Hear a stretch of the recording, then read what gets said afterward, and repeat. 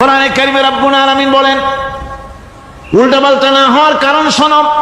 এই পৃথিবীর বুকে যত বই কিতাব আছে, যত ধর্ম পুস্তক আছে, সব পরিবর্তন হয়েছে, তারমিম তারিফ হয়ে গেছে। বাইবেলের অবস্থা তো এমন, বাইবেল সম্পর্কে বর্তমানে বলা হচ্ছে ওর ভিতরে আল্লাহর একটা ওয়ার্ডও নাই। বর্তমান বাইবেলে আল্লাহর একটা বর্ণ নাই। এত উলট পালট সর্বনাশ হয়ে গিয়েছে। এখন তারা মুসলমানদেরকে গ্রহণযোগ্য করাবার জন্য দেখুন, ষড়যন্ত্র একরকম না, হাজারো রকমের ষড়যন্ত্র। তারা তাদের বাইবেলের মধ্যে এখন লিখতেছে আয়াত নম্বর এত, আগে লিখত পদাবলী, এত নম্বর পদ, এত নম্বর পদাবলী, এভাবে লিখত। এখন লিখতেছে আয়াত নম্বর অত, আগে লিখত সদা প্রভু, এখন লেখে আল্লাহ তাআলা খোদাবন্দ। আখিরাত, রিসালাত, নবুয়ত, এইসব কথাগুলি, ইসলামের মূল পরিভাষাগুলি তারা গ্রহণ করে মুসলমানদেরকে বিভ্রান্ত করার চেষ্টা করে। আমার বন্ধুগণ, সব ধর্মীয় পুস্তকগুলি যেখানে তারমিম তারিফ হয়ে গেল, কোরআনের কোনো পরিবর্তন আজও। কোরআন নাযিল হচ্ছে, রাসূল করিম বুখারী শরীফে এসেছে, প্রতি রমজান মুবারকে হযরতে জিবরাইল আসতেন, হুজুরকে বলতেন, হুজুর আপনি তেলাওয়াত করেন, আমি শুনি, যতটুক নাজিল হয়েছে পড়েন। হুজুর পড়তেন, জিবরাইল শুনতেন, আবার জিবরাইল পড়তেন, হুজুর শুনতেন। এমনি করে করে যে বছর হুজুর ইন্তেকাল করবেন, হুজুরের জীবনের শেষ রমজান মুবারকে কোরআন নাজিল পরিপূর্ণ হয়ে গেছে। হযরত জিবরাইল বলেন, হুজুর কোরআন তো নাজিল তামাম হয়ে গিয়েছে, এবার আপনি পুরা কোরআন পড়ে আমারে শোনান। হযরত রাসূল পুরাটা পড়ে 30 পারা পড়ে শোনায় দিলেন, জিবরাইল শুনলেন। এবার জিবরাইল বলেন, হুজুর আমি তেলাওয়াত করতেছি, আপনি শোনেন। হযরত জিবরাইল 30 পারা পড়লেন, হুজুর শুনলেন। আবার হযরত জিবরাইল বলেন, হুজুর আবার আপনি পড়েন। হুজুর পড়লেন, জিবরাইল শুনলেন, আবার জিবরাইল পড়লেন, হুজুর শুনলেন। তার মানে হলো, হুজুর যে বছর ইন্তেকাল করলেন, ওই বছরের রমজান মুবারকে হযরত জিবরাইল 2 বার পড়েছেন, হুজুর শুনেছেন, আর হুজুর 2 বার পড়েছেন, জিবরাইল শুনেছেন, যাতে করে একটা জের জবর, একটা আয়াত, একটা সেমিকোলন যেন বাদ না পড়ে যায়। কোরআনে কারীম মুখস্থ করার জন্য আল্লাহ রাব্বুল আলামিন এটাকে স্থায়ী করার জন্য বাধ্যতামূলক করেছেন, নামাজের ভিতরে তেলাওয়াত করতে হবে। মানুষ নামাজের মধ্যে তেলাওয়াত করে সওয়াবের জন্য, সকালে পড়ে, বিকালে পড়ে, অর্থ সহকারে বুঝে পড়ে, রাত্রে পড়ে, দিনে পড়ে। পৃথিবীতে এমন একটা মুহূর্ত নাই যখন কোরআনে কারীম তেলাওয়াত হয় না। জোরে কোন সুবহানাল্লাহ। মানুষ এটাকে তেলাওয়াত করতেছে, মুখস্থ করতেছে। এই কোরআন শরীফের ভিতরে রয়েছে সব কিছু।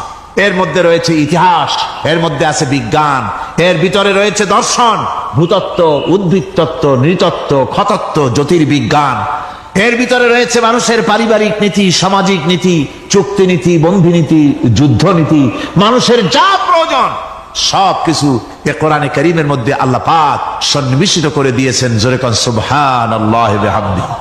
আমার ভাইয়েরা, কোরআন এর পরিচয়ের কথা বলতেছিলাম। আল্লাহ পাক কি কোরআন আমাদের শিখালেন, কোন কোরআন আমাদের শিখিয়েছেন, সেই কোরআনের পরিচিতি আপনাদের সামনে আমি তুলে ধরতেছি। আমি নিজে না, এবার কোরআন তার পরিচয় নিজেই দেবে। কেউ যদি কোরআনের কাছে জিজ্ঞাসা করে, কোরআন তুমি কোথা থেকে নাজিল হয়েছ, কে তোমাকে নাজিল করেছে, এই প্রশ্ন যদি কেউ কোরআনের কাছে করে, কোরআন নিজেই তার জবাব দিতে পারে কিনা? কোরআন নিজেই বলে, তানজিলাম মিম্মান খালাকাল আরদা ওয়াস সামাওয়াতিল উলা। এই কোরআন নাজিল করেছেন তিনি, যিনি ওই সুউচ্চ আকাশ আর জমিনকে যিনি সৃষ্টি করেছেন, সেই আল্লাহ আমারে নাজিল করেছেন। কোরআনের কাছে কেউ যদি প্রশ্ন করে, ও কোরআন এই পৃথিবীতে নাজিল হওয়ার আগে তুমি কোথায় ছিলে, কেউ যদি প্রশ্ন করে, কোরআনে কারীম নিজে নিজের পরিচয় শোনায়, আমি কোথায় ছিলাম শোনো। বাল হুয়া কুরআনুম মাজিদুন ফি লাউহিম মাহফুজ। বরং এই কিতাব অতীব মর্যাদা সম্পন্ন, সুরক্ষিত ফলকে লিপিবদ্ধ ছিল। আমি ছিলাম লৌহে মাহফুজে, সেখান থেকে এসেছি। যদি কেউ প্রশ্ন করে, কোরআন কি কোরআন তুমি কার উপরে অবতীর্ণ হয়েছ, জবাব কোরআন নিজেই দেয়, ওয়া আমিনু বিমা নুজিলা আলা মুহাম্মাদ ওয়া হুয়াল হাক্কু মির রাব্বিহিম। ঈমান আনো সেই জিনিসের উপরে যেটা মুহাম্মদ সাল্লাল্লাহু আলাইহি ওয়াসাল্লামের উপর অবতীর্ণ হয়েছে। আবার অন্য আয়াতেও জবাব পাওয়া যায়, তাবারাকাল্লাযী নাযালাল ফুরকানা আলা আবদিহি লিয়াকুনা লিল আলামিনা নাযীরা। অতীব বরকতপূর্ণ মহান সত্তা সেই আল্লাহ রাব্বুল আলামিন, যিনি তার বান্দার পরে ফুরকান অবতীর্ণ করেছেন। সুবহানাল্লাহি ওয়া বিহামদি। কোরআনের নাম আমি বলেছিলাম শুধু কোরআন নয়, অনেক নাম আছে। কোরআনের আরেক নাম ফুরকান। কোরআনের আরেক নাম কি? আল ফারকু বাইনাল হক্কি ওয়াল বাতিল। কোরআন হচ্ছে সেই মহাসত্য যা মিথ্যা এবং সত্যের মধ্যে পার্থক্য সূচিত করে, মঙ্গল এবং অমঙ্গলের মধ্যে পার্থক্য সৃষ্টি করে, যা সত্য এবং মিথ্যার মধ্যে তাফরিকা সৃষ্টি করে, সত্যকে মানুষকে বুঝিয়ে দেয়। তার নাম হচ্ছে ফুরকান। এবার যদি প্রশ্ন করা হয়, ও কোরআন, বুঝলাম তুমি লৌহে মাহফুজে ছিলে, বুঝলাম তুমি নবীজির উপরে নাজিল হয়েছো, এবার বলো তুমি কোন মাসে নাজিল হয়েছো? তুমি তো আসছিলা প্রথম কোন মাসে নাজিল হয়েছো? এ প্রশ্ন যদি কেউ করে, কোরআন তার জবাবে বলবে, শাহরু রমাদানাল্লাযী উনজিলা ফীহিল কুরআন। রমজানের পবিত্র মাসে আমি অবতীর্ণ হয়েছি। সুবহানাল্লাহ। যদি প্রশ্ন করা হয়, রমজানে তো আসছো, কিন্তু প্রথম নাজিল হয়েছিল কোন সময়? ওটা কি দিন ছিল না রাত ছিল? কোরআন তার জবাবে বলে, ইন্না আনজালনাহু ফী লাইলাতিল কদর। কদরের পবিত্র রাতে আমি এই পৃথিবীতে আমার আগমন ঘটেছিল। যদি প্রশ্ন করা হয়, বুঝলাম সবই, কেন নাজিল হয়েছে তুমি? এই পৃথিবীতে তোমার আসার উদ্দেশ্য কি? মূল কাজটা কি? এই প্রশ্ন যদি করা হয়, কোরআনে কারীম তার জবাবে বলে, শোনো কেন এসেছি। লিতুখরিজান নাসা মিনাজ যুলুমাতি ইলান নূর। আমার মিশন হচ্ছে গোটা বিশ্ব মানবতাকে পুঞ্জীভূত জমাট বাঁধা অন্ধকারের ভেতর থেকে টেনে বের করে আলোর সন্ধান দিতে, আলোর দিকে আনার জন্য আমি কোরআন নাজিল হয়েছি। গোটা পৃথিবীর মানুষ আছে অন্ধকারের ভিতরে। কিসের মধ্যে? অন্ধকার কি? অন্ধকার হচ্ছে পুঁজিবাদ, অন্ধকার সমাজতন্ত্র, অন্ধকার ধর্ম নিরপেক্ষতাবাদ, অন্ধকার জাতীয়তাবাদ। মানুষের তৈরি করা যত মতবাদ সব কি? জোরে কোন, সবগুলি কি? অন্ধকার।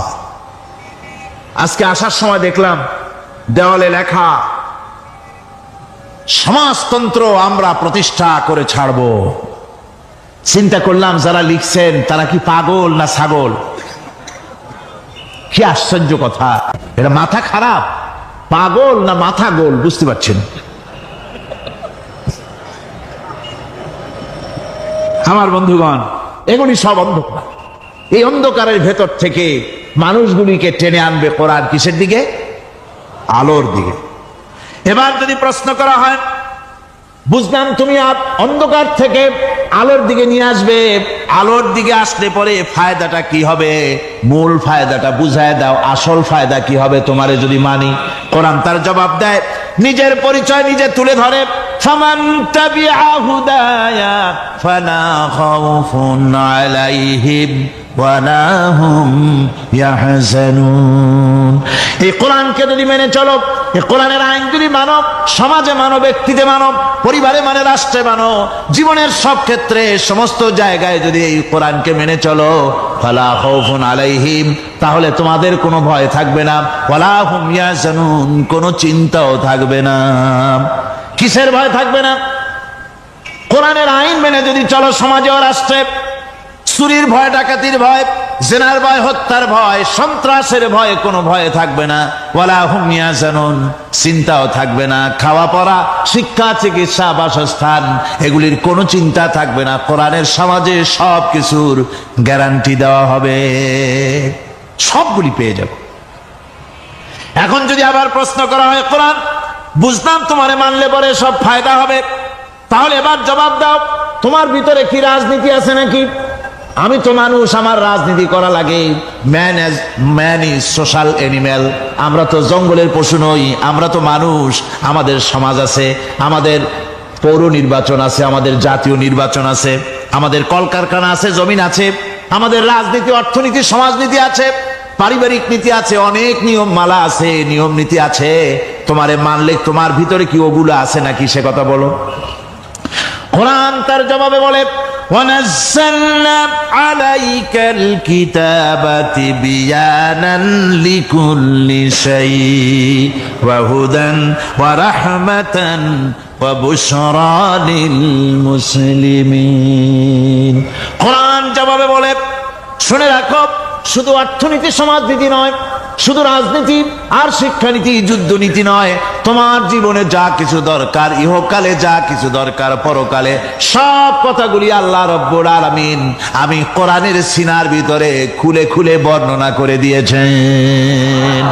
সব কথা এ কোরআনে কারীমের ভিতরে রয়েছে। তোমার এমন কোন জিনিস নাই যা তুমি কোরআনে কারীমের মধ্যে পাবে না। তোমার সমস্ত প্রয়োজন আমার বুকের মধ্যে আল্লাহ দিয়ে দিয়েছেন। বিজ্ঞান আছে, দর্শন আছে, ইতিহাস আছে, সব আছে এর মধ্যে। তবে কোরআনের মধ্যে বিজ্ঞান আছে বলে আমি এটাকে বিজ্ঞানের কিতাব বলবো না, দর্শন আছে বলে দর্শনের কিতাব আমি বলবো না, রাজনীতি আছে বলে কোরআনকে আমি রাজনীতির কোনো কিতাব বলবো না। কোরআন তাহলে কি? কোরআন হচ্ছে অর্থনীতি, সমাজনীতি, রাজনীতি, পারিবারিক নীতি, মানুষের জীবনের যা কিছু প্রয়োজন, সমস্ত নীতি মালার নীতি গ্রন্থের নাম হতেছে কোরআনে কারীম। সমস্ত নীতিমালার নীতি গ্রন্থ কোরআন। এখানে রয়েছে সব কিছুর উৎস, যেটা গ্রহণ করলে পরে মানুষ আরামে থাকতে পারবে। অমুসলিম নাগরিক বৃন্দ তাদের নাগরিক মর্যাদা পাবে। মুসলমান, কৃষক, নারী, চিকিৎসা, কৃষিবিদ, সাধারণ মানুষ, রং, বর্ণ, ভাষা নির্বিশেষে গোটা মানব সভ্যতা আরামে বাস করতে পারবে। পশু পাখিও আরামে থাকবে, গাছপালাও আরামে থাকবে, যেহেতু নির্দেশ হয়েছে বিনা প্রয়োজনে গাছের পাতাটিও ছিঁড়ো না। ইসলামের সমাজ যদি চালু হয়, গাছেরাও আরাম পাবে, পাহাড়ও আরাম পাবে। চট্টগ্রামের লোকেরা যেভাবে পাহাড় কাটা আরম্ভ করেছে, এটা বড় দুঃখজনক। জুমলায় মোতারেজা একটা বলে দিলাম, অপ্রাসঙ্গিক হলেও জরুরি কথা। আপনারা পাহাড় কাটতেছেন না, আপনাদের নিজেদের পায়ে নিজেরা কুড়াল মারতেছেন। খবরদার পাহাড় কাটবেন না। আল্লাহর প্রকৃতির ভারসাম্য আপনারা নষ্ট করছেন বলে ওজোন স্তরে ফাটল ধরেছে। তা রিপেয়ার করার জন্য আজকে বিশ্বের সব বিজ্ঞানীরা হতাশ হয়ে গিয়েছে, পাগল হয়ে গেছে। কেমনে এই ওজোন স্তরের ফাটলকে রিপেয়ার করব? ওজোন স্তরটা কি? ওজোন স্তর হচ্ছে সুবহানাল্লাহ, আল্লাহর যে কত দয়া। সূর্য, সেই সূর্যের রয়েছে আলট্রা ভায়োলেট রে, যাকে বাংলায় বলা হয় অতি বেগুনি রশ্মি। যে রশ্মিটা সৃষ্টি জগতে যদি আসে আর তা যদি কোনো প্রাণীর শরীরকে টাচ করে, তাহলে সমস্ত প্রাণী ক্যান্সার হয়ে, এক্সিমা হয়ে, বিখাউজ হয়ে, অ্যাজমা হয়ে সমস্ত প্রাণী মরে যাবে, কেউ বাঁচবে না। মারাত্মক রশ্মি। সেই রশ্মিটা যাতে সৃষ্টি জগৎকে টাচ করতে না পারে, সেজন্য আল্লাহ পাক একটা ওজোন স্তর তৈরি করেছেন। ওখানে এসে ওটা বাধাপ্রাপ্ত হয়, পৃথিবীর মাটিতে আসে না। যা কিছু পৃথিবীর মানুষের জন্য, পৃথিবীর জন্য কল্যাণকর, সেগুলি সূর্য থেকে আসতে থাকে। সুবহানাল্লাহ বিহামদি। যেটা ক্ষতিকর, সেটা আল্লাহ পাক আটকায় রাখেন। এখন সেই ওজোন স্তরে ফাটল ধরলো। কেমনে ফাটল ধরলো? ফাটল আপনি আমি ধরাইছি। আপনি বলবেন যেটা কেমন কথা, আমি তো ওইখানে যাই নাই, আমি ফাটল ধরাইলাম কেমনে?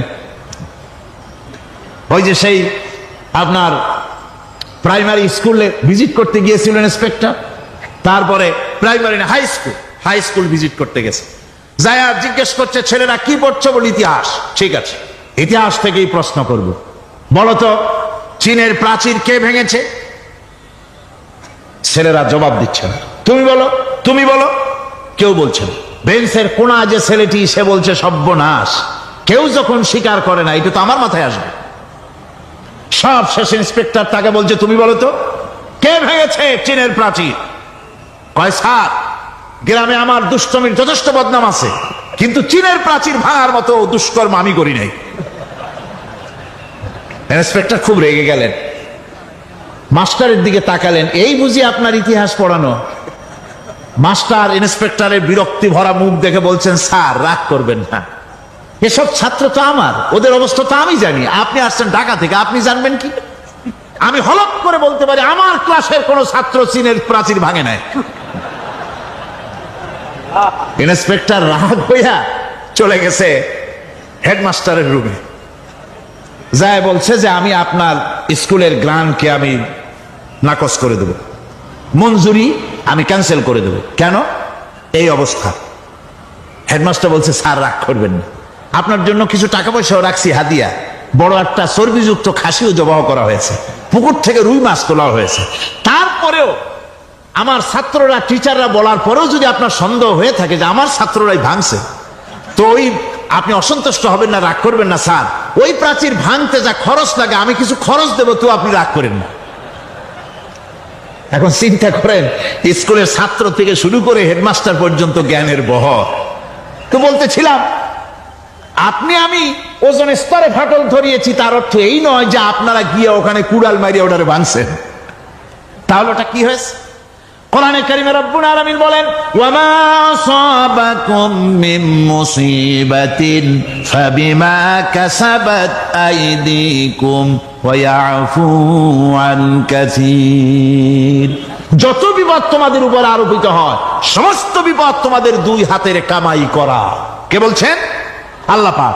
ওজন স্তরে ফাটল ধরেছে, এটা বিপদ, বিশ্বের সমস্ত মানব সভ্যতা সৃষ্টি জগতের জন্য বিপদ। এই বিপদের জন্য দায়ী পৃথিবীর মানুষ। কিরকম?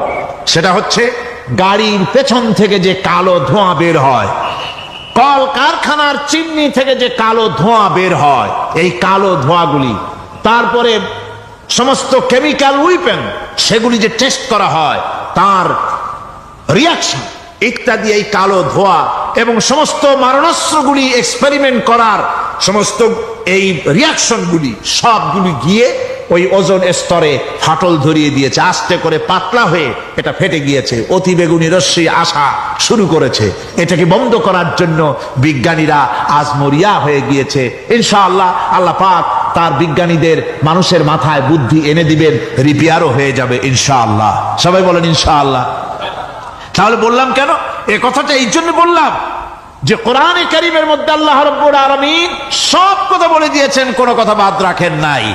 পাহাড়গুলি ভেঙে আমরা ক্ষতি করতেছি, গাছগুলি কেটে আমরা ক্ষতি করতেছি, প্রকৃতির ভারসাম্য নষ্ট করে দিচ্ছি, ফলে সমুদ্রের পানি স্ফীত হচ্ছে, ভূমিকম্প বাড়তেছে, ঘূর্ণিঝড় হচ্ছে, টর্নেডো হচ্ছে, পৃথিবী বিধ্বস্ত হয়ে যাচ্ছে, ক্লাইমেটের পরিবর্তন আসছে। আজকে পৌষ মাস, এটা কি মাস? কত তারিখ? দেখেন বাংলা ভাষাকে কত মহব্বত করি। যদি বলি আজকে ডিসেম্বরের কত তারিখ, গড় গড় করে মুখস্থ হয়ে যাবে। বাংলারে খুব ভালোবাসি, মাসটার তারিখ বলতে পারলাম না, দুঃখিত। এই হলো আমাদের ভালোবাসা। আজকে পৌষ মাসের অর্ধেকও শেষ হয়ে যাচ্ছে, অথচ মনে হচ্ছে শীত যেন তার শ্বশুর বাড়ি বেড়াতে গেছে। এই যে অবস্থা, এই অবস্থা শুধু বাংলাদেশে নয়, গোটা পৃথিবীতে ক্লাইমেটের একটা বিরাট পরিবর্তন আসতেছে, একটা বড় রকমের পরিবর্তন আসতেছে। এর কারণ হচ্ছে এই পৃথিবীর মানুষেরা নিজেরাই প্রকৃতির ভারসাম্যকে নষ্ট করে দিয়েছে।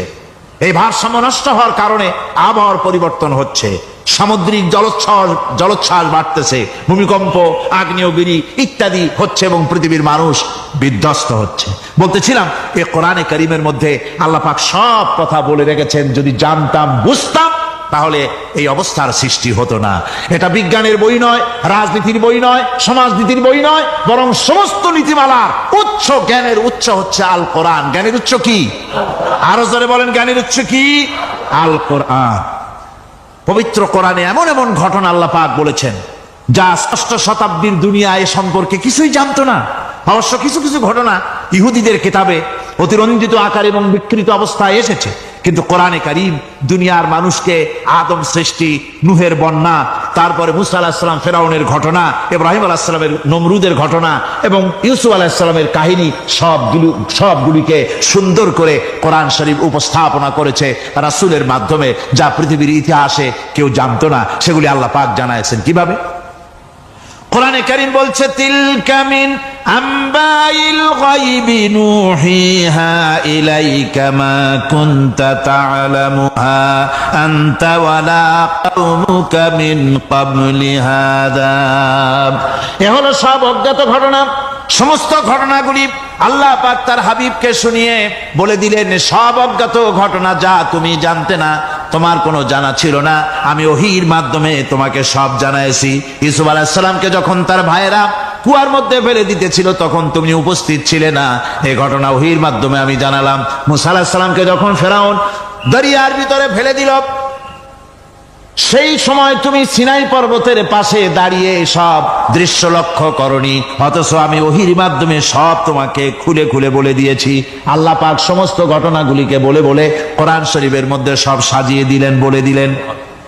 তিনি বললেন, ওয়ামা কুনতা বিজানিবিল গারবিয়্যি ইয কাদাইনা ইলা মূসাল আমরা ওয়ামা কুনতা মিনাশ শাহিদিন। ফিরআউন যে মূসার সঙ্গে যে ব্যবহারটা করলো, এ সময় সেখানে তুমি উপস্থিত ছিলে না, আমি ওহীর মাধ্যমে তোমাকে তা জানিয়েছি। كذلك نقص عليك من أنباء ما قد سبق وقد آتيناك من لدنا ذكرا। আল্লাহ পাক বলেন, এভাবে আমি আপনার কাছে অতীত ঘটনাবলী ওহীর মাধ্যমে নিখুঁত ভাবে আপনার সামনে সব বলে দিয়েছি। আমার ভাইয়েরা, এই বিশ্বলোকে ঊর্ধ্ব লোক সম্পর্কে নিয়ে ভুল তথ্য বর্ণনা আল্লাহ পাক করে দিয়েছেন কোরআনের মাধ্যমে। 1665 খ্রিস্টাব্দে স্যার আইজাক নিউটন তিনি আবিষ্কার করলেন মাধ্যাকর্ষণ শক্তিকে। এই মাধ্যাকর্ষণ শক্তি, ল অফ গ্রাভিটেশন, এ সম্পর্কে মানুষের এই থেকে কিছু জানলো, কিন্তু আজ থেকে 1400 বছর আগে আল্লাহ রাব্বুল আলামিন তার উম্মি নবী, যিনি কোনো বিজ্ঞানাগারে লেখাপড়া করেন নাই, কোনো সায়েন্স রিসার্চ করেননি, যিনি কোনো কলেজ ইউনিভার্সিটিতে পড়াশোনা করেননি, তার মাধ্যমে জানিয়েছেন মাধ্যাকর্ষণ শক্তির কথা। কোরআন বলছে, ইন্নাল্লাহা ইউমসিকুস সামাওয়াতি ওয়াল আরদা আন তাজুলা। এই পৃথিবী এবং সমস্ত গ্রহ উপগ্রহকে আল্লাহ পাক বলছেন, আমি এমন এক শক্তি দিয়েছি যে শক্তির মাধ্যমে একটা আরেকটাকে আকর্ষণ করে রাখছে। এই পৃথিবীতে মাধ্যাকর্ষণ শক্তি শুধু পৃথিবীর নাই, সূর্যের আছে, মঙ্গলের আছে, নেপচুনের আছে, ইউরেনাসের আছে, বৃহস্পতির আছে। প্রত্যেকটি গ্রহের আলাদা আলাদা মাধ্যাকর্ষণ শক্তি আছে, আর এই শক্তির বলে একটা আরেকটাকে টেনে ধরছে যাতে করে বিচ্ছিন্ন হয়ে না যায়, যাতে করে ধ্বংসপ্রাপ্ত না হয়। এগুলি আল্লাহ পাক এই তথ্যগুলি কোরআনে কারীমের মধ্যে বলেছেন। ফলে মরিস বুকাইলির মতো লোক, যিনি ফরাসি দার্শনিক, তিনি বলেছেন দুনিয়ার সমস্ত বিজ্ঞানীদের থিওরি হচ্ছে এই যে বিজ্ঞানের কোনো থিওরি ফাইনাল নয়। আজ একটা হচ্ছে, কাল সেটাকে পরিবর্তন করে নতুন আরেক থিওরি আসতেছে। কিন্তু কোরআনে কারীমের মধ্যে আমি, কে বলতেছেন কথা? না না না, মরিস বুকাইলি বলছেন, কোরআন শরীফের ভিতরে আমি যে বিজ্ঞানের তথ্য পেয়েছি, থিওরি পেয়েছি, তার কোনো পরিবর্তন আজও হয় নাই, ভবিষ্যতেও হওয়ার কোনো সম্ভাবনা নাই। মরিস বুকাইলি মনে করেছিলেন বেদ আর বাইবেলে যেমন ভুল আছে, কোরআন শরীফে ওই রকম ভুল আছে, নাউজুবিল্লাহ। সেই জন্য তিনি আরবি শিখলেন কোরআন বোঝার জন্য, ভুল ধরার জন্য। কোরআন শিখলেন কি জন্যে? ভুল ধরার জন্য। আর এমন শেখা শিখছেন, ওই আরবি শিক্ষা মানে আমাদের দেশের লোকদের মতো আনাকুম জানাকুম শেখে নাই, ভালো করেই শিখছে, ভালো করেই মুখস্থ করেছে, তার ভালো করে আরবি শিখেছেন, তারপরে কোরআন শরীফ পড়েছেন, তারপরে তিনি এ কোরআন পড়ে তেলাওয়াত করে বুঝে এরপরে তিনি বই লিখেছেন the Bible, the Quran and science. এই বইয়ের মধ্যে তিনি পরিষ্কার লিখেছেন, কোরআন পড়লাম, এর ভিতরে একটা নক্তা দেওয়ার, একটা কলমের ফোঁটা দেওয়ার জায়গা কারো নাই। কোরআন নিঃসন্দেহে মহান স্রষ্টা আল্লাহ রাব্বুল আলামিনের মানুষের বানানো কিতাব, এটা হতে পারে না। সুতরাং কোরআন শরীফের মধ্যে আল্লাহ পাক সব কথা বলে দিয়েছেন। বিজ্ঞানের সাথে কিন্তু কোরআনের সংঘর্ষ নাই। অনেকে মনে করে যে বিজ্ঞান আর কোরআন এর মধ্যে বিরাট সংঘর্ষ। না, বিরাট সংঘর্ষ নয়, দুই একটা পয়েন্টে সংঘর্ষ থাকতে পারে। অধিকাংশ ব্যাপারই বিজ্ঞান, আমি মনে করি বিজ্ঞানের আবিষ্কার যত বাড়বে, কোরআন বোঝা মানুষের জন্য তত সহজ হবে। এটা আমার ধারণা, এটা আমার ধারণা। বিজ্ঞানের সাথে দুই একটা পয়েন্টের উপরে সংঘর্ষ আছে, যেমন চন্দ্র এবং সূর্য সম্পর্কে, সৌরজগৎ সম্পর্কে Copernicus, Kepler, Galileo, Newton, Einstein মহাশূন্য সম্পর্কে যে সব বক্তব্য রেখেছেন, সেসব বক্তব্যের সাথে কোরআন শরীফের কিছুটা বৈপরীত্য রয়েছে। যেমন কেউ বলেছেন সূর্য ঘোরে, পৃথিবী স্থির, কেউ বলে সূর্যের চতুর্দিকে পৃথিবী ঘোরে, কেউ কয় চন্দ্র ঘোরে, কেউ কয় আমরা কি আর বসে থাকি, আমরাও ঘুরি। কিন্তু আসলে ঘোরেটাকে কে ঘোরে, এ ফয়সালা কে দেবে? কে দিবে বলুন তো? হ্যাঁ, ঠিক বলেছেন, আল্লাহই দিবেন, কারণ এগুলি সৃষ্টি করেছেন কে? এবার শুনুন, এই বিতর্কের মীমাংসা আল্লাহ পাক করছেন কোরআনে কারিমে। বহু আগে গ্যালিলিও, কেপলার, কোপারনিকাস এদের বলার অনেক আগে বিশ্বনবী জনাবে মুহাম্মদ রাসূলুল্লাহ সাল্লাল্লাহু আলাইহি ওয়াসাল্লাম তিনি বলে দিয়েছেন, আল্লাহর কথা তিনি বলেছেন, লাশ-শামসু ইয়ানবাগী লাহা আন তুদরিকাল কামারা ওয়ালাল-লাইলু সাবিকুন নাহার ওয়া কুল্লুন ফি ফালাকিন ইয়াসবাহুন। প্রবল জ্ঞানী হইবে যাহারা, আপন মনেতে বুঝিবে তাহারা, রাত্রি পারে না আগে যাইবার দিনের স্থান করি অধিকার, চন্দ্র বাজে না সূর্যের গায়েতে, সূর্য পারে না চন্দ্রকে ধরিতে, যার যে স্থান বহাল রাখিয়া ভ্রমণ করিছে খোদাকে ডরিয়া। আল্লাহ রাব্বুল আলামিনকে ভয় করে সব ঘুরছে, চাঁদও ঘোরে, সূর্য ঘোরে, মঙ্গল ঘোরে, ইউরেনাস ঘোরে, বৃহস্পতি ঘোরে, পৃথিবীও ঘোরে, সব ঘুরছে তো ঘুরছেই, বন করে ঘুরছে একটা নির্দিষ্ট কক্ষপথে, আপন আপন কক্ষপথে ঘুরছে, যার ফলে অ্যাক্সিডেন্ট হয় না। সুবহানাল্লাহ, জোরে বলেন সুবহানাল্লাহ। নির্ধারিত কক্ষে ঘুরছে, নির্ধারিত কক্ষে ঘুরছে। এর কক্ষগুলি আল্লাহ পাক ঠিক করে দিয়েছেন, সেই কক্ষে ঘুরতেছে, একে অপরের পথ অতিক্রম করতেছে না। আবার ওই মহাশূন্যের ভেতরে রয়েছে ব্ল্যাক হোল। ব্ল্যাক হোল কি? ব্ল্যাক হোল হচ্ছে একটা বিরাট অন্ধকার গহ্বর, একটা মৃত্যুকূপ। এত বড় বিরাট ব্ল্যাক হোল মহাশূন্যে আছে, বিজ্ঞানীরা হয়রান হয়ে গেছে। তার এত বড় শক্তি, সে শুধু তারা খায় না, কোন তারকা ঘুরতে ঘুরতে যদি তার কাছে এসে যায়, তারাকে খেয়ে ফেলে।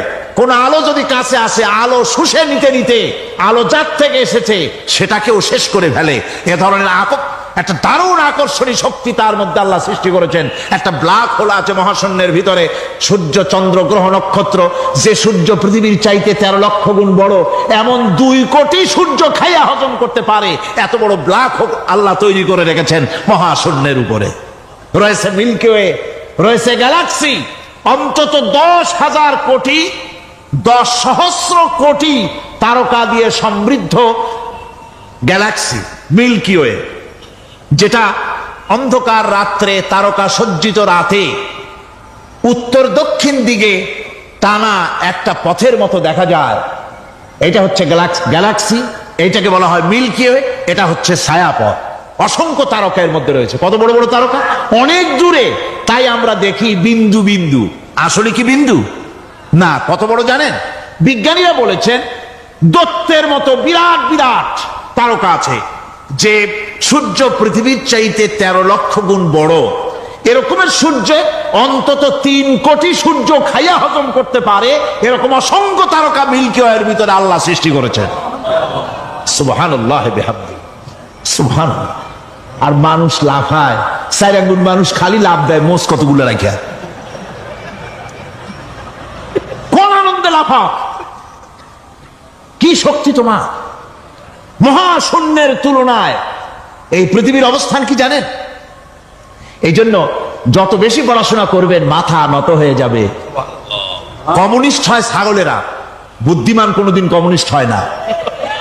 কারা কমিউনিস্ট হয়? ছাগলগুলি, যাদের আকল নাই, যাদের জ্ঞান নাই, বুদ্ধি নাই, ওরাই কমিউনিস্ট হয়। কোন চিন্তাবিদ, কোন বিজ্ঞানী কমিউনিস্ট হয় না। মাথা নত হয়ে যায়, আল্লাহর এই সৃষ্টি দেখে পাগল হয়ে যায়।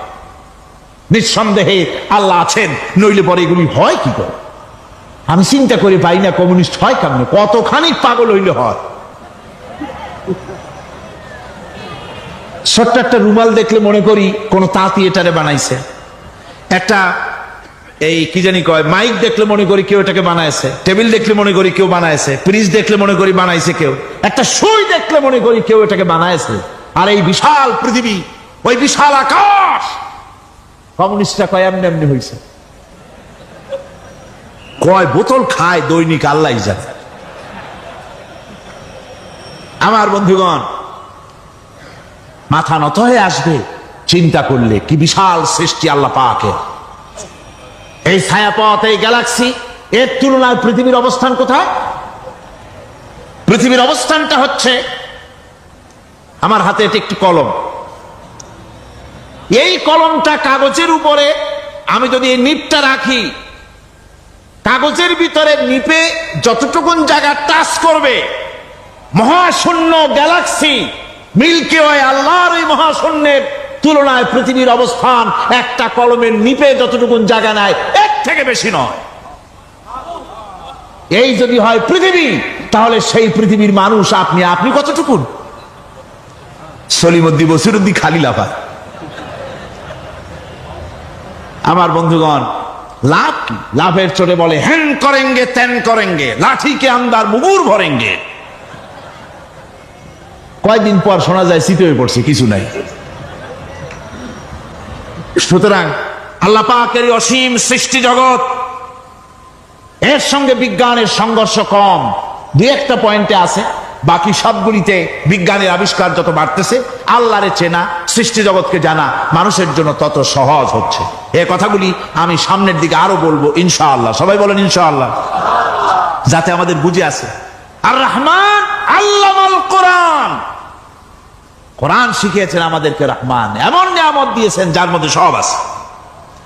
মানুষ সৃষ্টির ব্যাপারে, মানব সৃষ্টির ব্যাপারে নির্ভুল তথ্য যদি পেতে হয়, তাহলে কার কাছে যাব? জোরে কন। আল্লাহর কাছে যেতে হবে। আর আল্লাহর কাছে না যাইয়া মানব সৃষ্টির রহস্য যদি জানতে যাই ডারউইনের কাছে, তাহলে আপনার মামু হবে সুন্দরবনের বান্দরেরা। ঠিক কিনা? বান্দরেরা হবে মামু, শিম্পাঞ্জি ওরাং ওটাং হবে আপনার নানার দাদা। তার কারণ ডারউইন সাহেব বলেছেন মানুষ এর পূর্বপুরুষ হলো বাঁদর, শিম্পাঞ্জি, ওরাং ওটাং, এটা হলো তার থিওরি অফ ইভলিউশন। বিবর্তনবাদের এই বিবর্তনবাদের থিওরি পেশ করতে গিয়ে তিনি বলেছেন মানুষ হলো বান্দরের জাত। আরে বেটা, তুই বান্দরের জাত। নিজের লেজ কাটিয়া সকলের লেজ কাটা আরম্ভ করতে যাচ্ছে। কি পাগলের পাগল, মানুষ হয়েছে বান্দরের জাত। আশ্চর্য কথা। কেমনে কইলে? তো বললো যে শিম্পাঞ্জি দেখছে, তো সে শিম্পাঞ্জি দেখে তার মনে হয়েছে যে মানুষ ওইরকমই তো দেখা যায়, তো মানুষ বুঝি বান্দর থেকেই আসছে। আমি বলি পৃথিবীতে এমন পাগল আমি কোনোদিন দেখিও নাই, শুনিও নাই যে কোনো পাগল পাবদা মাছ দেখে বলেছে যে এটা হচ্ছে বোয়াল মাছের পূর্বপুরুষ। টাকি মাছ দেখে কোন ছাগলেও বলেছে আজ পর্যন্ত যেটা হলো শোল মাছের পূর্বপুরুষ। পুঁটি খাইতে খাইতে আস্তে আস্তে বিরাট শোলে পরিণত হয়ে গেছে, কোন পাগলেও বলেনি। আচ্ছা, মেনে নিলাম ডারউইন সাহেবের থিওরি, মেনে নিলাম এক সেকেন্ডের জন্য যে বান্দর থেকেই মানুষ হয়েছে। এখনো তো বানর প্রজাতি আছে না শেষ হয়ে গেছে? আছে কিনা? তাহলে সুন্দরবনে যান, যে দেখুন কোন বাঁদর কি এ পর্যন্ত দেখা গেছে যে কোমর পর্যন্ত মাংসের মতো হয়ে গেছে? আর একটু দুধ আর পনির আর একটু এই শুটকি মাছ লোটটা ফিশ খাওয়াইলে আর কদিনের মধ্যে এই বান্দরটা মানুষ হয়ে যাবে। হয়েছে এরকম? বাঁদরের 12 আনা মানুষ হয়ে গেছে, 14 আনা মানুষ হয়ে গেছে, আর অল্প একটু বাকি। এরকম দেখা গেছে কোথাও? দেখা যায়নি। এগুলি পাগলামি কথা, পাগলামি কথা। মানুষ বানর থেকে আসেনি, মানুষ ওরাং ওটাং থেকে আসেনি, মানুষ শিম্পাঞ্জি থেকে আসেনি। মানুষ এসছে কোত্থেকে? এটা জানতে হলে, এ নির্মূল তথ্য জানার জন্য আসতে হবে কোরআনের কাছে। কার কাছে? আল্লাহ রাব্বুল আলামিন তার হাবিবের মুখ থেকে মানব সৃষ্টি রহস্য তিনি উদ্ঘাটন করে দিয়েছেন। তিনি বলেছেন, দুনিয়াবাসীকে শুনিয়েছেন, ফালয়ানজুরিল ইনসানু মিম্মা খুলিক খুলিকা মিন মাইন দাফিকিন ইয়াখরুজু মিন বাইনিস সুলবি ওয়াত তারাইব। আল্লাহ পাক বলেন, মানুষ কি তার সৃষ্টি রহস্য দেখে না? কেমনে তাকে আমি সৃষ্টি করেছি? মায়ের বক্ষ পিঞ্জর থেকে বাপের পৃষ্ঠ থেকে সবেগে নির্গত এক ফোঁটা নাপাক পানি দিয়ে আমি আল্লাহ মানুষকে সৃষ্টি করেছি। বান্দর থেকে নয়, ওরাংউটাং থেকে নয়, শিম্পাঞ্জি থেকে নয়, মানুষের অরিজিন মানুষ। আদম থেকে তোমরা জন্মগ্রহণ করেছো, আদম এসেছে মাটি থেকে, তোমরা এসেছো আদম থেকে। সুবহানাল্লাহ বিহামদি। এটাই হলো মানব সৃষ্টির রহস্যের কথা আল্লাহ পাক বলে দিয়েছেন। অন্যত্র আল্লাহ বলেন, ইন্না খালাকনাকুম মিন তুরাবিন সুম্মা মিন নুতফাতিন সুম্মা মিন আলাকাতিন সুম্মা মিন মুদগাহ। নিষ্প্রাণ মাটি থেকে তোমার উৎপত্তি হয়েছে, আর এই নিষ্প্রাণ মাটি দিয়ে তোমাকে তৈরি করা হয়েছে। এগুলি মাতৃগর্ভের ভিতরে গিয়া নাপাক পানি ফোঁটা জমাট রক্ত হয়েছে, গোশত হয়েছে, তারপরে মানুষের আকৃতি দিয়েছি, আর এরপরে বাচ্চার আকারে মায়ের পেট থেকে আমি আল্লাহ মানুষ করে তোমাকে বের করেছি। সুতরাং মানব সৃষ্টি রহস্যের কথা বিজ্ঞানের সাথে যেটা সাংঘর্ষিক হবে কোরআনের সাথে, আমরা সেটা মানতে পারি না। আমাদেরকে মানতে হবে মূল জ্ঞানের কিতাবটা। মূল জ্ঞানের কিতাব কোনটা? জোরে কোন তো কোনটা? এখানে সব কথা আল্লামাল কোরআন। কোরআন শিখিয়ে মানুষকে আল্লাহ পাক সবচাইতে বড় দয়া করেছেন, এর থেকে বড় দয়ার হয় না। কোরআন শিখিয়েছেন আমাদের, যার মধ্যে সমস্ত তথ্যের কথা আল্লাহ পাক বলেছেন। The universe and doctor Einstein বইয়ের ভিতরে লেখা হয়েছে যে একদিন এমন হবে যখন ধীরে ধীরে সূর্য তার আলো হারিয়ে ফেলবে, চন্দ্র নিষ্প্রভ হয়ে যাবে, আর পৃথিবী আস্তে আস্তে তার গতি হারিয়ে ফেলবে। একথা আজকের বিজ্ঞানীরা অথবা আজ থেকে কয়েক বছর আগের বিজ্ঞানীরা একথা বলছেন। কিন্তু রাসূল করিম সাল্লাল্লাহু আলাইহি ওয়াসাল্লামের মুখ থেকে আজ থেকে 1400 বছর আগে, যিনি বিজ্ঞানাগারে মোটেও পড়াশোনা করেননি, লিখতে জানেন না, পড়তে জানেন না, সই করতে জানেন না, বিজ্ঞান আসছে কথা বলছে, সেই কথা 1400 বছর 1500 বছর আগে রাসূল করিমের মুখ থেকে আল্লাহ পাক বলছেন। কোরআনে কারীম বলছে, ইয়াসআলু আইয়ানা ইয়াউমুল কিয়ামা ফাইদা বারিকাল বাসারু ওয়া খাসাফাল কামারু ওয়া জুমিআশ শামসু ওয়াল কামার। হে রাসূল, রাসূলের কাছেরা জিজ্ঞাসা করে কিয়ামত কবে হবে? আল্লাহ পাক বলেন, বলে দিন যেদিন চন্দ্র তার আলো হারিয়ে ফেলবে, যেদিন সূর্য তার আলো হারিয়ে ফেলবে, আর চন্দ্র আর সূর্য সব একাকার হয়ে যাবে। আজ ওরা বলছে চাঁদে আলো থাকবে না, সূর্য আগের থেকে তার উত্তাপ এবং আলো স্তমিত হতেছে, এবং হতে হতে এমন এক পর্যায়ে আসবে তখন সূর্য আলো হারিয়ে ফেলবে। বিজ্ঞানীরা গত 4-5 বছর আগে এ বক্তব্য রেখেছেন, কিন্তু 1400 বছর আগে বিজ্ঞানের লালনাগারে লেখাপড়া না করে হুজুরের মুখ থেকে আল্লাহ কথা বলে দিয়েছেন। তাহলে বিজ্ঞানের আসল কিতাব কোনটা? জোরে বলেন কোনটা? আল্লাহ পাক আরো বলেন, ইজাশ শামসু কুবিরাত ওয়া ইযান নুজুমুন কাদারাত ওয়া ইযাল জিবালু সুজ্জিরাত। তারকাগুলি, সূর্যের আলো থাকবে না, নক্ষত্রগুলো স্থানচ্যুত হয়ে যাবে, কক্ষচ্যুত হয়ে যাবে, পাহাড়গুলিকে পরিচালিত করে দেওয়া হবে, কিছুই থাকবে না, সব শেষ হয়ে যাবে। বিজ্ঞানীরা আজ বলতেছে যে সব শেষ হয়ে যাবে, কিছুই থাকবে না, সব শেষ হবে। বিজ্ঞানীরা বলতেছেন, কোরআন অনেক আগে বলেছে, কুল্লু মান আলাইহা ফান ওয়া ইয়াবকা ওয়াজহু রাব্বিকা যুল জালালি ওয়াল ইকরাম। সব শেষ হয়ে যাবে, বিশ্বে যা কিছু আছে সব লয় হবে, ক্ষয় হবে, ধ্বংস হবে, কিচ্ছু থাকবে না, থাকবেন শুধু আল্লাহ সুবহানাহু ওয়া তাআলা। সুবহানাল্লাহ বিহামদি। কোরআনে কারীম একথা বহু আগে আমাদেরকে জানিয়ে দিয়েছে। সুতরাং আসল জ্ঞানের কিতাবটাই হচ্ছে কোরআনে কারীম। এই কোরআনের কাছে আমরা যত যেতে পারবো, যত কোরআন বুঝতে পারবো, ততই আমাদের জন্য আমরা সমৃদ্ধ হতে পারবো, আমাদের উপর আল্লাহর রহমত আসবে, আমরা সমাজ চালাতে পারবো, আমরা দেশ চালাতে পারবো, আমরা দুনিয়ায় শান্তি পাবো, আমরা আখিরাতেও মুক্তি লাভ করতে পারবো। কোরআনে কারীম সমস্ত বিজ্ঞানের উৎস, দর্শনের উৎস। এইটা না জানলে কিছুই জানা হয় না, এইটা জানা হলে সব জানা হয়। পণ্ডিত আপনার ডক্টর শহীদুল্লাহ, আল্লাহ জান্নাত নসিব করুন, সবাই বলুন আমিন।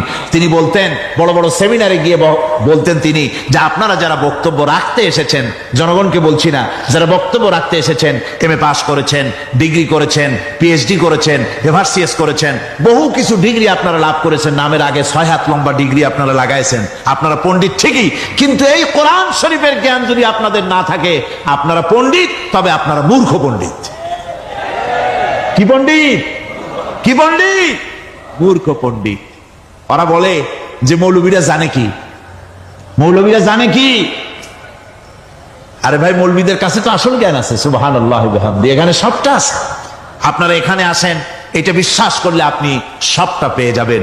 কোরআন বিশ্বাস করতে পারলে, কোরআন জানতে পারলে আপনি সব জানবেন। কোরআনে কারীমের মধ্যে আল্লাহ পাক কত কথা বলেছেন, এর মধ্যে আছে আল্লাহ পাক বলেছেন, আফালা ইয়ানজুরুনা ইলাল ইবিলি কাইফা খুলিকাত। এই যে আমি উটগুলারে বানাইছি, কেমনে বানাইলাম তোমরা কি দেখছো? উট কেমনে বানিয়েছি? মুফাসসিরিনে কেরাম এর উপরে অনেক আলোচনা করেছেন। তারা বলেছেন যে উট মরুভূমির জাহাজ, তারপরে উটের পিঠে একটা চুট আছে, কোন কোন উটের পিঠে 2টা চুট আছে, মাঝখানে বসে একটারে হেলান দিয়ে আর একটা ধরে বসা যায়। আমি দেখছি 2টা চুটওয়ালা উট, আফ্রিকান উট আমি দেখেছি, যে চুট সুবহানাল্লাহ, দেখলে অবাক হয়ে যেতে হয় যে আল্লাহর কি কুদরত। উটের পৃষ্ঠে 2টা চুট, মাঝখানে আপনি বসবেন, পিছনেরটা একটা সোফা সেটের মতো, পিছনে হেলান দিলেন, আর সামনে যখন সে মরাল সম চড়াই উত্তরাই পথ দিয়ে নামা ওঠা করবে, তখন আপনি যেন পড়ে না যান, সেজন্য সামনেরটা বুকের সাথে জড়ায় ধরবেন। এরপরে কি সৃষ্টি আল্লাহর, সুবহানাল্লাহ ওয়া বিহামদিহি। জিরাফগুলি দেখুন, জিরাফগুলি তার মাথা কত বড় উঁচা। লন্ডন জুতে জিরাফ দেখলাম, সেই জিরাফের দেহ থেকে তার মাথাটা 22 ফিট উঁচা। মানে সে যদি নিচে দাঁড়ায়, 3 তলা বিল্ডিং এর ছাদের উপরে নাস্তা দিলে তো নিচে দাঁড়ায় খাইতে পারে, এই অবস্থা। সেই জিরাফে পানি খাবে কেমনে? মাথা হলো অত উঁচায়, পিছনের ঠ্যাং 2টা খাটো, সামনের ঠ্যাং 2টো উঁচা, এখন পানি খাবে কেমনে? ওই মাথা নামাইতে গেলে ঠ্যাং তো অনেক উঁচা। আল্লাহ পাক এমন সুন্দর ব্যবস্থা করলেন, সামনের 2টা ঠ্যাং এভাবে সরায় দেওয়ার মতো। ও যখনই পানি খায় দেখলাম 2টা ঠ্যাং অনেক ছেড়ায় দেয়, 2 দিকে ঠ্যাং চলে যায়, তখন মাথাটা সহজে নিচে নামায় আসে, পানি খাইতে পারে। এই সুযোগগুলি আল্লাহ সুবহানাহু ওয়া তাআলা তিনি করে দিয়েছেন। ওমা কুন্না আনিল খালকি গাফিলিন, আমি আমার সৃষ্টি জগৎ সম্পর্কে অমনোযোগী নহি। সুবহানাল্লাহ ওয়া বিহামদিহি। ভল্লুকগুলি কি বিরাট বিরাট একটা ভল্লুক, শ্বেত ভল্লুক দেখেছি, কৃষ্ণ ভল্লুক দেখেছি, হাঁটতেছে মনে হয় যেন পায়ের তলায় হাফসুল করে, ঠিক জুতা পায়ের তলাটা যেমন দেখা যায় ওই রকমের তলাটা, গায়ে একেবারে পশম। লোক ওই বরফের দেশে থাকতো, সে শীত কষ্ট না পায়, সেই জন্য আল্লাহ একটা কম্বল ওর গায়ে জড়ায় দিয়েছে, অটোমেটিক কম্বল। সুবহানাল্লাহ ওয়া বিহামদিহি। তো উট, আল্লাহ বলছেন উট কেমনে বানাইছি দেখছো? আফালা ইয়ানজুরুনা ইলাল ইবিলি কাইফা খুলিকাত। উট বানালাম কেমনে দেখেছিস? মানুষ অবাক হলো, আল্লাহ এত কথা থুইয়া উটের কথা বলছেন, কারণ নানান রকম মানুষ বলল। শেষ পর্যন্ত প্রাণীতত্ত্ববিদরা তারা আবিষ্কার করলেন মূল কারণটি। অনেক কারণ আছে আল্লাহ পাকে কথা বলার। উট তো মরুভূমির জাহাজ, তারপরে উট মানুষের অনেক উপকারে আসে, এ কথা বলা হয়েছে। প্রাণীতত্ত্ববিদরা খুঁজে খুঁজে তারা দেখতে পেয়েছে যে উটকে জবাহ করে দেখা গেছে, উট সমস্ত প্রাণী বাতাস থেকে অক্সিজেন যতটা গ্রহণ করে ততটা ছেড়ে যায়, যতটা গ্রহণ করে ততটা ছেড়ে যায়। একমাত্র প্রাণী উট যে যতটা অক্সিজেন গ্রহণ করে বাতাস থেকে সবটা ছাড়ে না, 2/3 ছেড়ে দেয়, 1/3 তার লাংসের পাশে রাখার জন্য আল্লাহ পাক একটা চেম্বার তৈরি করেছেন। ওই চেম্বারের ভিতরে 1/3 অক্সিজেন থেকে যায়, কারণ পানিও রেখে, তার পানি রাখার জন্য রিজার্ভ ট্যাঙ্কি আছে, ভেতরে একটা রিজার্ভ ট্যাঙ্কি আছে, অক্সিজেন রাখার একটা চেম্বার আছে। এগুলি কেন? এই জন্য যে মরুভূমির ভিতরে সাইমুম শিল্পী গোষ্ঠী না, কিন্তু ঝোড়ো হাওয়া, মরুভূমির ভিতরে ঝোড়ো হাওয়া, এই ঝোড়ো হাওয়া যখন আরম্ভ হয়ে যায় তখন মানুষ বাঁচতে পারে না, মানুষ টের পাইয়া সব বাড়িতে চলে যায়। মরুভূমিতে চড়ে বেড়ায় উট, সে যাবে কোথায়? ওর তো যাওয়ার জায়গা নাই। 7 দিন 8 দিন 1 সপ্তাহ 2 সপ্তাহ পর্যন্ত এই মরুভূমিতে ঝড় চলতে থাকে, বালুর ঝড়, কিচ্ছু দেখা যায় না। ওখানে দেখছিলেন বালুর পাহাড়, কালকে আজকে দেখবেন বালুর পাহাড় এখানে চলে আসছে। এইভাবে পাহাড় তৈরি হয়ে যায়, বালি উড়ায় নিয়ে যায় বাতাসে। এই বাতাসের ভিতরে বালু উঠতে থাকে সমানে, মানুষ প্রাণী কিছুই সেখানে শ্বাস করতে পারে না, বাঁচতে পারে না। উটের মতো প্রাণী যে মরুভূমিতে থাকে, ও বাঁচবে কি করে? আল্লাহ সুবহানাহু ওয়া তাআলা ওর লাংসের পাশে অক্সিজেন রাখার চেম্বার করে পানির ট্যাঙ্কি তৈরি করে দিয়ে রেখে এমন কায়দা করেছেন, ও যখনই টের পায় যে ঝড় শুরু হবে, সাথে সাথে ঠ্যাং দিয়া মুখ দিয়া গর্ত করে বালুর ভিতরে মাথা ঢুকাইয়া 1 সপ্তাহ 2 সপ্তাহ থাকতে পারবে মাটির তলে, অক্সিজেনের অভাব হবে না। আফালা ইয়ানজুরুনা ইলাল ইবিলি কাইফা খুলিকাত, দেখো নাকি কিভাবে সৃষ্টি করেছি আমি এই সুন্দর উটকে, একবার দেখো, আর শুকরিয়া তোমার মাথা নত হবে। যত বড় কমিউনিস্ট হও, আল্লাহর শ্রেষ্ঠের জন্য সেজদা দিতে বাধ্য হবে যদি তোমার ঈমান এতটুকুনো থাকে। আমার ভাইরা, আল্লাহ রাব্বুল আলামিন অসংখ্য প্রাণী সৃষ্টি করেছেন এবং সবগুলির প্রয়োজন তিনি মিটিয়েছেন। সুবহানাল্লাহ পড়েন। দেখুন সমুদ্রের ভিতরে তিমি চলতেছে, বিশাল তিমি। অনেকে দেখেন নাই, কেউ কেউ দেখেছেন, আমি দেখেছি তিমি মাছ, বিশাল তিমি। এই তিমি মাছ শত শত টন ওজন, একটা তিমি 150 টন, 250 টন, 500 টন, 1000 টন, বিরাট বিরাট ওজনের তিমি মাছ। এই তিমি মাছ পানির নিচে থাকে, আবার পানির উপরেও আসে। উপরে আসবে কেমনে, নিচে যাবে কেমনে এত ওজন নিয়ে? আল্লাহ সুবহানাহু ওয়া তাআলা তার পেটের ভিতরে লক্ষ লক্ষ গ্যালন পানি ধরে, হাজার হাজার গ্যালন পানি ধরে এরকম একটা রিজার্ভ ট্যাঙ্ক তৈরি করেছে। ও যখন ডুবতে চায় তখন পিঠের উপর থেকে ডালাটা উন্মুক্ত করে দেয়, গল গল করে সমুদ্রের পানি পেটের মধ্যে ঢুকতে থাকে। পানিতে ভরে গেল, শরীরের ওয়েট দারুণ ভাবে ওয়েট ক্যারি করলো, তখন সে আস্তে করে সমুদ্রের তলায় ডুবে গেল। আবার যখন সে শ্বাস প্রশ্বাসের জন্য, অক্সিজেনের জন্য সমুদ্রের উপরে উঠতে চায়, তখন ডালাটা খুলে দিয়ে পাম্প দেয় নিজের শরীরে। পাম্প দিলে পরে তার ভিতর থেকে রক্ষিত পানির ফোর্স এত উঁচা হয়, অন্তত 10 মাইল দূর থেকে সেই পানির ফোয়ারা দেখা যায়। তিমি মাছের এই অবস্থা দেখে মানুষ তৈরি করেছে সাবমেরিন। আমি সাবমেরিনেও চড়েছি, দেখেছি দ্বিতীয় বিশ্বযুদ্ধে যে সাবমেরিন ব্যবহার করা হয়েছিল, পোর্টসমাউথে সেই সাবমেরিন আমাকে দেখানো হয়েছে, আমি দেখেছি। তাতেও ঠিক একই কায়দায় পানি ভরে পানির তলায় যায়, আবার ওঠার সময় পানি ছেড়ে উপরে চলে আসে। তিমি মাছ থেকেই মানুষ এটাকে গ্রহণ করেছে। মানুষের শিক্ষার জন্য অগণিত প্রাণী আল্লাহ সৃষ্টি করেছেন বিজ্ঞানের সাথে, তাই কোরআনের সংঘর্ষ নাই। বিজ্ঞান মানুষকে যত বেশি আবিষ্কার করবে, বিজ্ঞান কোরআন বোঝা মানুষের জন্য তত সহজ হবে। আর আপনারা যত জ্ঞানী হবেন, কোরআন যত পড়বেন, মাথা তত নত হবে। তুলা গাছের ফল যত পাকে তত গাছ কি হয়, ডালগুলো কি হয়, উপরে উঠে যায়। বোঝেন না কেন? তুলা গাছ নাই আপনাদের দেশে? তুলারে কি কয় চট্টগ্রামে? তুলা গাছরে কি কয়? তুলা গাছ।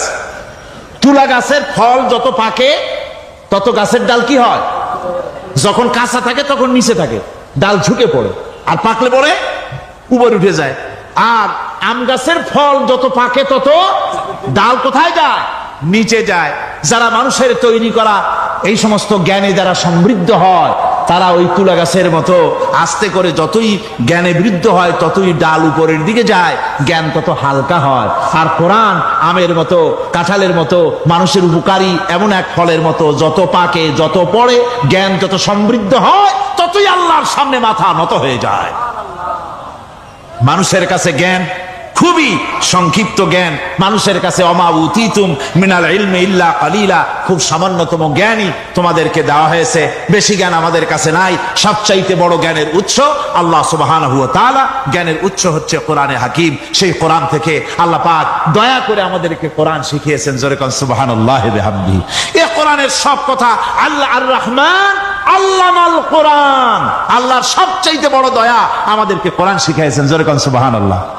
সেই কোরআনের মর্যাদা, সেই কোরআনের শিক্ষা, সেই কোরআন দিয়ে আমাদের কি ফায়দা ইত্যাদি কথা আমি ধীরে ধীরে আপনাদের সামনে আলোচনা করব ইনশাআল্লাহুল আজিজ। সবাই বলেন আমিন। আমার ভাইরা, এই আলোচনা থেকে কেউ মাহরুম হবেন না, এই আলোচনা থেকে কেউ মাহরুম হবেন না। একজনে গতকাল বলেছিলাম, 3 জনকে যদি দাওয়াত দিয়ে আনেন তাহলে ফায়দাটা কি জানেন?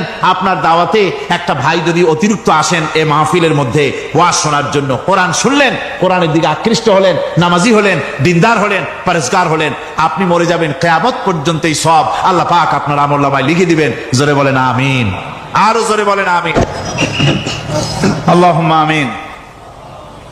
ربنا ظلمنا أنفسنا وإن لم تغفر لنا وترحمنا لنكونن من الخاسرين ربنا لا تزغ قلوبنا بعد إذ هديتنا وهب لنا من لدنك رحمة إنك أنت الوهاب ربنا العالمين হাজার হাজার মুসলমান নরনারী দীর্ঘক্ষণ ধরে তোমার কোরআনের কথা শুনেছি, মেহেরবানি করে সওয়াবটুকু রাসূল করিম সাল্লাল্লাহু আলাইহি সাল্লামের রূহ মুবারকে পৌঁছে দাও। तमाम পৃথিবীর মাটির নিচে যত মুমিন মুমিনাত শুয়ে আছে আল্লাহ তুমি মেহেরবানি করে কবরগুলিকে জান্নাতের টুকরায় পরিণত করে দাও। আমাদের মা বাপ যাদের দুনিয়া থেকে বিদায় হয়ে গেছে আল্লাহ দয়া করে তাদেরকে জান্নাতবাসী করে নিও। রব্বিরহামহুমা কামা রব্বায়ানি সগীরা রব্বিরহামহুমা কামা রব্বায়ানি সগীরা। হে আল্লাহ তাআলা এই মাহফিলের আয়োজন যারা করেছেন ইসলামী সমাজ কল্যাণ পরিষদকে তুমি মঞ্জুর করে নিও আল্লাহ রব্বুল আলামিন। तमाम পৃথিবীর বুকে মুসলমানেরা যত জায়গায় বিপদে আছে মুসিবতে আছে আল্লাহ তুমি দয়া করে মেহেরবানি করে বিপদগ্রস্ত মুসলমানদের হামি ও নাসির হয়ে যাও রব্বুল আলামিন। এই মাহফিল আরো 3 দিন এখানে হবে বলে আমাদের প্রোগ্রাম রয়েছে আল্লাহ, বাকি 3 দিন তোমার কুদরতি নিজাম দিয়ে তুমি এটাকে পরিচালিত করে দিও আল্লাহ রব্বুল আলামিন। এই মাহফিল যারা আয়োজন করেছেন এবছর দারুণ ভাবে ঋণগ্রস্ত হয়ে তারা এই মাহফিলের ব্যবস্থা করেছেন আল্লাহ তুমি দয়া করে তাদের ঋণ পরিশোধ করার মতো তৌফিক দিয়ে দিও। তোমার বান্দাদের দিল তাদের দিকে মাইল করে দিও রব্বুল আলামিন। এই মাহফিলের যিনি মুরব্বী হযরত মাওলানা শামসুদ্দিন সাহেবের জন্য গতকাল দোয়া করেছি, আজও করছি, গত বছরও করেছি। তোমার কাছে আমরা কাঁদতেই থাকবো, দোয়া করতেই থাকবো, যেহেতু তোমার দরজা ছাড়া আর বান্দার কোনো দরওয়াজা নাই রব্বুল আলামিন। তুমি মেহেরবানি করে আমাদের এই ভাইকে দয়া করে চক্ষুষ্মান করে দাও, তার দৃষ্টি শক্তি দয়া করে তুমি ফিরিয়ে দাও রব্বুল আলামিন। তুমি তোমার বান্দাদের দোয়া তোমার দরবারে মঞ্জুর করে নাও। মা বোনেরা কষ্ট করে প্রতিদিন আসেন, হায় আল্লাহ মা বোনদেরকেও হেদায়েত নসিব করে দাও, মা বোনদের যাতায়াত আসান করে দাও, আর তাদেরকে তোমার দিন বুঝে দিনের রাস্তায় চলার তৌফিক দিয়ে দিও। রব্বানা তাকাব্বাল মিন্না ইন্নাকা আনতাস সামিউল আলিম ওয়া তুব আলাইনা ইন্নাকা আনতাত তাওয়াবুর রহিম। সুবহান রাব্বিকা রাব্বিল ইজ্জাতি আম্মা ইয়াসিফুন ওয়া সালামুন আলাল মুরসালিন আলহামদুলিল্লাহি রাব্বিল আলামিন। বিহাক্কি লা ইলাহা